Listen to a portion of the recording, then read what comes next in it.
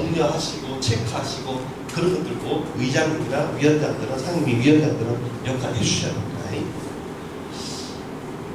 그런데 이런 것들을 하려면 좀 직원이 좀 있어야 되는데 직원이 없다 보니까 어렵다라는 겁니다. 이걸 갖다 혼자 만들 수 있는 게 아니라 국회의원들이 법 만들 때 자기가 만들까요? 안 만듭니다. 국회 입법조사 철학대가 있어요. 거기다가 주제만 딱 던져주면 만들어져 나와요. 그걸 가지고 그냥 발의하는 거죠. 근데 우리는 어디다가 뭐 주문할 데가 없어요. 사무국 직원이 기껏 해봐야 예를 들어서 우리 대구는 더 열악하더라고요. 제가 보니까. 울산은 보면 맨 밑에 보면 의원이 14명인데 직원이 17명이잖아요. 우리 지난번에 수성구로 보니까 의원이 20명인데 직원이 20명이더라고. 그 직원 20명 안에는 운전기사도 있고 속기사도 있고 막 이래요. 근데 행정적으로 뭐 뒷받침하고 정책적으로 보좌할 사람이 없어요. 한 명도. 이래가지고 도대체 뭐 조례가 나오겠어요. 뭐 집행부에 대한 견제 감시가 되겠어요. 안 된다 이겁니다. 그럼 어떻게 해야 되냐. 의원님들이 똘똘 뭉쳐서 직원들을 좀 늘려야 된다. 직원들 늘릴 수 있냐? 늘릴 수 있어요. 집행부 공무원들은 직원들 마음대로 늘리는데 우리 의회도 직원들 늘려야 돼요. 늘리고 그 늘리면 공무원들이 지금은 사무국 직원을 누가 임명하면 부청장이 임명을 해요. 그러니까 이놈의 부청장 눈치 봐가지고 의원들 입장에서 제대로 막 문제점 있는데도 막 이게 써주는 게 아니라 숨기기에 급급하고 의원님들이 막 뭐 가지고 지역에 현황 가지고 5분 반한다고 정보나 빼돌리고 막 이게 뭔가 좀 스파이로 와 있는 거지. 우리 의원들을 막 보좌하려는 사람들이 별로 없어요. 왜? 세게 막 집행부를 까는 보좌하잖아요. 부청장이 승진도 안 시키고 불러주지도 않아요. 그러니까는 행정직 공무원들이 눈치만 보고 맨날 막 의원들을 보좌하는 게 아니라 단체는 눈치만 보고 심기 보좌만 하고 있는 거예요. 이게 문제죠. 국회는 국회의장을 모든 직원들을 임명합니다.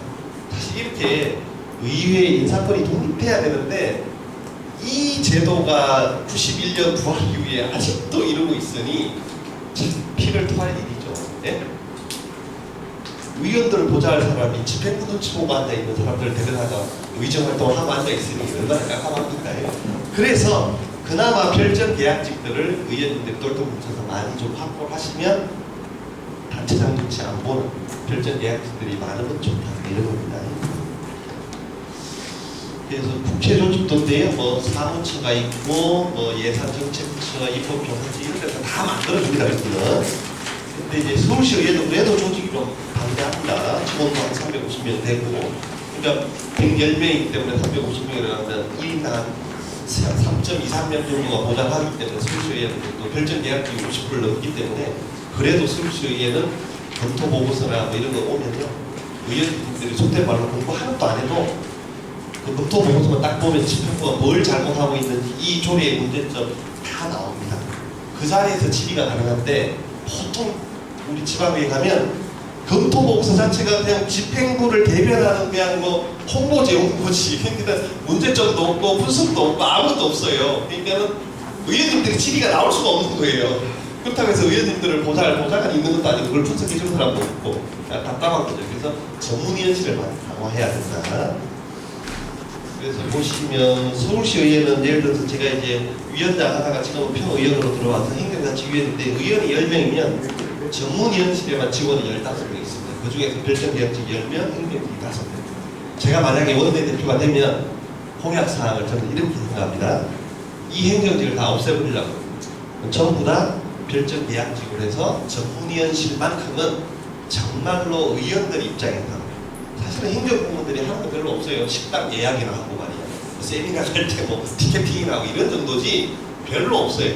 그러면 실질적으로 별정 계약직들이 있으면 이 사람들은 1년 뭐 2년만 다 순환보직이라 가버려요. 의원들 성질도 몰라. 그러면 이 사람들은 오래된 사람들이 있으면 임기제만 5년 계약을 하는 거죠. 계약을 하면 잘하면 또 5년 연장해주고 해서 계속 갈 수 있으면 이 사람들은 우리 의원 눈치를 봐서 더 열심히 보좌하려고 하죠. 또 의원 특성도 잘 알고. 근데 집행부 공무원들이 뭐 1년 있다가 딴 데 갈 건데 뭐 이 사람들이 대충 하는 척 하다가 가버리는 거죠. 아무런 의미가 없는 거예요. 그래서 실질적으로 저는 공약을 내가 원내대표가 되면 전문위원실만큼은 전부 다 별정 계약직을 다 전환하려고. 근데 우리는 기초단위 보면 전문위원실에 5급 사무관 전문위원 하나. 이 사람들도 행정직. 좀 있다가 또 6개월 1년 있다가 가버려. 또 딴 사람이 와. 그럼 또 유능한 사람 주면 좋은데 단체장이 뭐예요? 말 안 듣고 내일 모레 퇴직할 사람 잠깐 쉬었다 퇴직하라고 보내요. 그 위에 오면 아무것도 안 하는 거예요.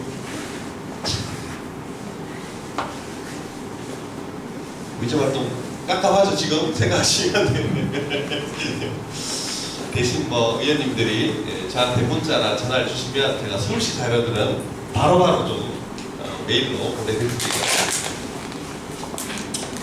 그래서 제가 어제까지 울산에 갔는데 울산 남구와 서울시 도봉구에가 의원 숫자가 똑같습니다. 14명. 그런데 울산 남구는 직원이 17명이고 서울 도봉구에는 28명이에요. 그러면 11명 차이가 나는 거잖아요. 그러니까는 팀도 보면 의사팀, 의정팀밖에 없어. 의원님들이 의정활동 하시면 만약에 서울에 잘하는 의원들이 이런 사람이 있습니다. 홍보팀이 있어요. 홍보팀 직원을 데리고 갑니다. 자기 지역에 뭐 만약에 간담회가 있다든가 아니면 공사 현장이 있다. 데려가요. 그럼 사진을 찍어요. 공사 현장을 시착하는데 집행 오라고 하면 그 광경을 사진을 찍어요. 그러면 사진 찍은 걸 가지고 홍보팀에 가서 보도자를 뿌립니다. 뭐 홍길동이라는 의원이 우리 지역에 뭐 장마철 대비해서 예를 들어서 하수관 공사, 계량 공사 사업 현장을 시찰하고 뭐 당부했다 이러면서 이제 간단하게 해서 보도자를 뿌린다. 그럼 지역 신문들은 보도자를 의원들이 직접 다 써서 내야 되는데 쓸 시간이 어디 있어요? 홍보팀의 직원을 한 명만 있으면 내가 볼 때 다 써낼 수 있어요. 그 사람을 누굴 써야 돼요? 행정직보다는 별적 계약직으로 딱 우리 철학에 맞는 사람, 좀 지방같이 아는 사람 딱 되면 훌륭한 보도자들이 나옵니다. 그러면 뭐예요? 의원님들의 의정활동이 주민들에게 많이 알려지기도 하지만 그게 또 경쟁이 붙으면 서로 의원들이 합니다. 그럼 뭐예요? 더 일하는 의회가 되는 거죠. 그래서 조금만 더 노력하시면 직원을 늘리고 체계를 만들면 우리가 의정활동을 훨씬 더 잘할 수도 있고 집행부 기업내가면서도 된다. 그래서 그 직원을 늘리고 하는 거는요 정원조례라는 게 있어요. 모든 지방자치단체에 정원조례가 있습니다. 그럼 정원조례는 뭐냐면 우리 지방자치단체의 공무원 숫자는 몇 명이다. 이걸 이제 정원조례입니다. 정원조례 있고 행정기구조례가 있는데 우리 지방자치단체는 행정지원국이 있고 뭐 도시관리국이 있고 이런 부서 업무 체계를 업무 분장을 해놓은 게 이제 행정기구조례고 그 다음에 공무원 숫자를 얘기하는 게 정원조례입니다. 이게 두 개가 묶여서 하나로 돼 있는 데도 있고 따로따로 돼 있는 데도 있습니다. 근데 모든 단체장들은 자기가 집권을 하면 공무원 숫자는 매년 늘어나야 되고 그 다음에 행정기구도 개편합니다. 그럼 이 조례는 반드시 올라옵니다. 4년 임기 동안 적어도 5-6번 올라옵니다. 5-6번 올라오는데 이런 것들은 맨입에 해주면 안 된다는 거예요. 어떻게? 의회 직원들도 좀 늘려서 공무원도 늘리 집행부 만약에 신규 공무원이 20명을 채용한다. 20명을 채용하면 집행부가 18명 가져가면 2명은 의회에 달라 그래서 의회에다가 의회 직원은 17명이다가 아니라 19명이다로 바꿔주고 확보를 해야 됩니다. 그 사람들은 어떻게 해요? 홍보팀에 배치하는 전문위원실에 배치를 해서 우리 정책 역량 보좌가 될 수 있도록 해줘야 된다. 이런 거죠. 그래서 의원님들이 이런 것도 아시면 좋다. 그래서 서울 마포나 강남에 보면 전문위원들이 일반직이 아니라 별정직으로 되어 있습니다. 이 별표에 보면 일반직으로 되어 있느냐 별정직으로 되어 있느냐 차이에 따라서 별정직을 채용할 수 있는 의회를 쭉 내려가 보시면 별정직 2명 5급 사무관 의회 5급은 팀장밖에 없거든요. 행정적으로 5급 전부 다 전문위원입니다. 전문위원 2명을 마포는 2명 5급 2명 6급 하나 있는데 5급 둘 다 별정직 강남은 5급 3명 6급 2명 있는데 그 의원 숫자에 따라서 전문위원 숫자가 다릅니다. 5급 1명은 일반직이지만 2명은 별정직 이렇게 나눠서 이 사람들이 별정직이면요 한 5년 6년 근무하거든요. 의원님들이 바뀌더라도 역사나 이런 노하우들이 있어가지고 잘 보다가 됩니다. 눈치하고 근데 이제 의원님들이 갔는데 행정직 공무원이 왔다 그러면 한 1년 있다 가버리고 단체도 눈치 보니까 제대로 보장을 안 한다 이겁니다. 그래서 조례를 만들 때는 자기 목표가 있으면 좋습니다. 예를 들어서 아무 목표 없이 아무리 좋은 얘기 들어도 한 1년, 2년 지나가잖아요. 한 번도 발의가 안 됩니다. 그 어떤 목표를 가지면 좋냐면 정례회가 딱 1년에 2번 있습니다. 1차 정례회, 2차 정례회. 1차 정례회는 6월, 7월 2차 정례회는 11월, 12월 딱 법적으로 2번 하게 돼 있습니다. 무조건. 나머지는 임시회를 하게 돼 있는데 임시회를 아마 대략 뭐 뭐 8월달에 휴가철 빼면 매달 한 번씩 할 겁니다. 그러면 한 8번 한다. 그럼 정리해 2번, 10번이잖아요. 매 회기 때마다 내가 조례 한 거는 발휘한다. 목표를 가지십시오. 조례를 연구를 해야 돼요. 내가 생각하고 연구를 해야 된다니까요. 그럼 어떻게 연구를 하냐? 요즘은 그나마 좀 괜찮습니다. 의원님들의 정책 분야 관심사 있잖아요. 이것들을 갖다가 관심을 가지면 요즘은 인터넷상으로도 또는 서울시의회 의회 홈페이지 들어가서 조례 검색해도 다 나옵니다. 그럼 청년 문제를 생각하다 우리 지역에 청년 조례가 없다. 청년 조례 만들자. 할 수 있겠죠. 자치법규 사이트가 있습니다. 이렇게. 그러면 전국에 200만 세개 자치단체 조례가 다 나옵니다. 그럼 우리 자치단체 조례를 내가 한번 봤더니 이게 최종 개정된 게 만약에 2010년이다. 지금 벌써 8년 지났잖아요. 다문자치단체는 이 조례가 어떻게 변하고 있는지 한번 들어가 보세요. 그러면 최근에 조례가 만약에 개정된 때는 우리와 좀 다르게 시대 정신이 들어가 있고 시대 상황이 바뀌어가지고 개정된 때가 있어요. 그럼 그걸 갖다 내가 벤치마킹해서 조례가 할 수 있습니다. 자기 관심사항을 끊임없이 연구해야죠. 그 다음에 뭐 언론 보도라든가 이런 것들을 고민해서 이걸 어떻게 하면 좀 제도화할 수 있을까 이런 고민하면 좋고요. 아니면 우리 자치단체에 잘하고 있는 일이 있는데 이게 구청장 지시사항이나 방침인데 이게 부청장이 바뀌더라도 이 사업은 계속되면 좋겠다. 그럼 뭐예요? 조례를 만드는 거죠. 정 안 되면 규칙이 있습니다. 규칙. 예를 들어서 많은 태국 같은 데는 금고 지정 규칙이 있을 수가 있습니다. 금고를 설정할 때 조례화하는 게 좋은데 조례는 의회가 만드는 거고 규칙은 아까 단체장도 만들 수 있잖아요. 단체장이 규칙을 만들어서 운영할 때가 있습니다. 이 규칙을 조례로 성격시키면 우리 통제를 받습니다. 왜? 조례를 개정하거나 하는 건 우리 통제를 받는 거죠. 근데 규칙으로 냅두면 뭐예요? 단체장이 마음대로 우리한테 보고 안 하고 바꿔버립니다. 그래서 이번에 서울시의 금고도 103년 만에 우리은행에서 1금고가 신한은행으로 바뀌었습니다. 난리가 났어요. 1점 차이가 됐어요. 1024대 1023인가 1점 차이로 신한은행이 먹었어요. 서울시 예산 일반에게 특별에게 32조 기금 2조만 우리은행이 2금고로 전락했습니다. 원래는 1금고, 2금고 34조를 우리은행이 다 먹다가 제가 주장을 했습니다. 금고를 2개 지정하게 되어 있는데 서울시만 유독 하나만 지정하는 거예요. 효율적이라고. 그래서 내가 안 된다.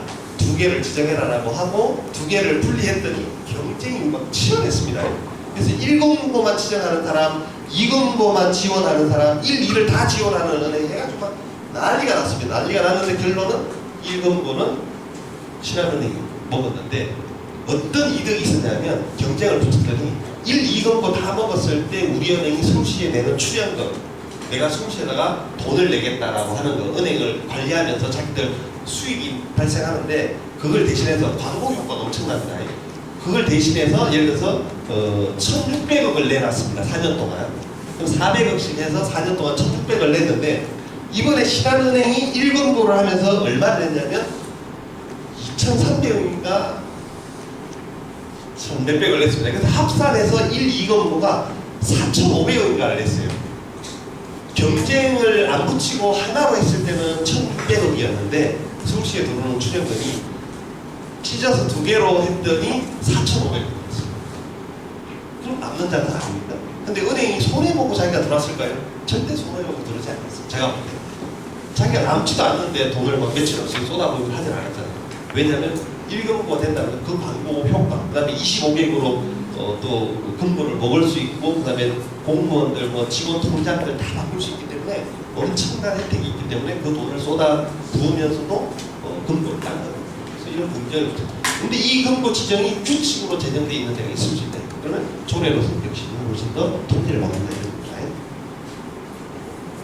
그래서 청년 기본조례인데 예를 들어서 조례를 만들었더니 2014년에 청년 예산이 300억 원이었는데 올해 1,800억 원으로 기하급수 좀 넣었다. 청년 문제가 일자리 문제만 있는 게 아니라 요즘은 대학생들 되면 바로 이제 빚을 냅니다. 그러면 학자금 비등이 아니거든요. 학자금 이자 조례도 있고 그 다음에 아까 청년들이 취업이 안 되니까 또 어디 가서 모여서 자기들끼리 소통도 하고 공부도 해야 되면 청년 공간도 필요하고 서울 같은 또 청년 주거 문제가 심각해요. 서울에 올라오면 막 방세 30만 원, 40만 원, 50만 원 내고 있다 보니까 학원 다녀야죠, 생활비 써야죠. 그러니까는 너무 어려운 거예요. 그래서 청년 주거 문제가 심각합니다. 이런 것들을 다 같이 조례에 담아가지고 예산이 계속 늘어나고 있습니다. 오세훈 수시장이 아주 잘한 것 중에 대구도 보면 학교 배우트 지킴이가 초중고에 다 있습니다. 이건 교육청에서 자원봉사로 운영하는 겁니다. 그러면 배우트 지킴이는 보통 고령자인데 70세, 뭐 80세 이런 분들이 그냥 문 잠그러 잠그고 이렇게 있는 겁니다. 있는데 이분들이 예를 들어서 20만 원 받는 데도 있고 40만 원 받는 데도 있고 80만 원 받는 데도 다 천차만별로 전국적으로 왜? 자원봉사이기 때문에. 근데 오세훈 시장이 선거 때 뭘 내렸냐면 초등학교에 한해서 배우트 지킴이를 자기가 서울시 예산을 들여서 공무원, 경찰, 군인 출신의 신분이 보장된 사람의 보안관을 배치하겠다 이렇게 약속을 한 겁니다. 왜? 젊은 유권자 표를 먹기 위해서. 이게 인기가 좋았어요. 실제로 지금도 만족도가 좋습니다. 얼마 전에 뭐 물론 반배초등학교에 흉기를 든 조현병 환자가 들어가서 막 협박을 해서 좀 사고가 발생한 적은 있었지만 대부분 안전하게 출입 통제를 하고 각 학교에 2명이 배치돼가지고 있습니다. 있는데 이게 조례가 없었어요. 그러다 보니까 무슨 사태가 벌어졌냐면 현재 83세 보안관이 너무나요. 근데 우리가 뭐 나이는 숫자에 불과하다 뭐 이렇게 얘기하지만 실제로 내가 학부모라고 그러면 우리 학교에 보안관이 2명인데 한 명이 83세다 그러면 갸우뚱할 것 같아요. 저 사람이 막 흉기를 들고 막 설치는 젊은 사람을 제압할 수 있을까? 그래서 제가 나이 기준을 조례에 넣었습니다. 70세. 그래서 감사해서 지적을 하고 그리고 학부모 설문조사를 했더니 보통 65세면 좋겠다가 제일 많고 마지못해 70세까지는 인정하겠다 정도인데 그래서 TF를 만들어서 6개월 넘게 해서 조례를 만든 적이 있었습니다. 그래서 이런 것들도 만약에 의원님들 자기 지역에 가면 단체장이 그냥 방침으로 하고 지시사항을 하고 있는 것들이 좋은 사업이 있다면 조례로 제도적으로 만들면 가능하다. 이것까지만 하고 끝내겠습니다. 제 이번에 포스터입니다. 포스터 보면 100% 중에서 1등 시의원인데 1등 시의원은 막 여러분들도 나중에 써먹어도 됩니다. 그래서 어떤 사람은 그랬대요. 우리 서울시의원 은평구 의원이 전화 왔어요. 아니 김의원 나도 1등 시의원 그 구호를 쓰려고 하는데 가능해. 형 써먹어 내렸어요. 근데 이 사람이 이제 또 하도 의심이 가서 자기가 1등이 아니라고 생각했는지 선관위에다 물어봤대요. 그랬더니 이거는 무슨 뭐 평가 기준이 정확히 있는 게 아니기 때문에 1등 시의원 구호로서 써도 가능하다 했다고 합니다. 근데 100% 출석은 저 혼자였습니다. 106명 시의원 중에 본회의와 상임위 한 번도 결선 안 하고 4년 동안 100% 출석은 저 혼자였는데 서울시에 같은 게 좀 어려운 게 뭐냐면 본회의가 수시로 잡힐 수가 있습니다. 예를 들어서 예결위 하다가 여야 협의가 잘 안 돼가지고 파행을 겪으면 연장을 하고 또 본회의를 계속 날짜를 잡았다가 예를 들어서 압박을 하기 위해서 오늘 밤 9시에 본회의를 잡았다가 그때까지 이제 예결위가 끝내기를 압박을 하기 위해서 시간을 잡습니다. 데드라인을 줍니다. 이제 또 늘어지는 거예요. 그러면 그 다음날 또 막 오후 3시까지 이렇게 본회의를 수시로 잡기 때문에 그걸 100% 참석한다는 좀 쉽지는 않은데 하여튼 저 혼자 했습니다. 그래서 의원님들이 이렇게 평가를 하니까 의정활동 하실 때 조례반이나 출석률 꼼꼼하게 잘 하시면 좋겠다. 예, 5분 쉬었다.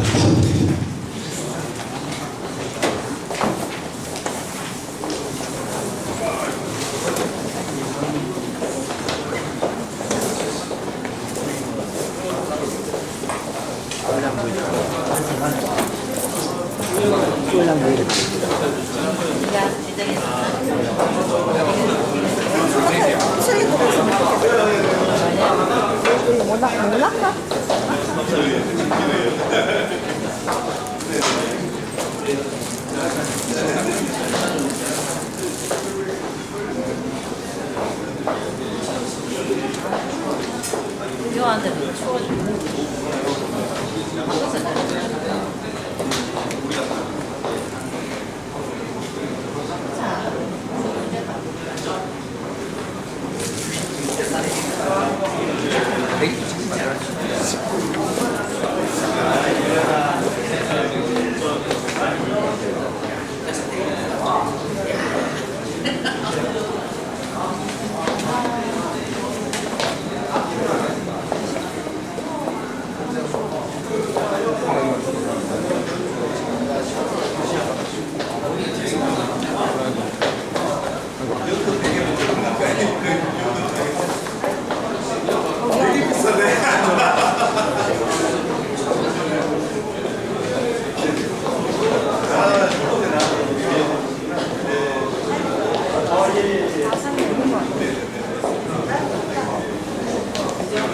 갑자기 많아진 것 같은데.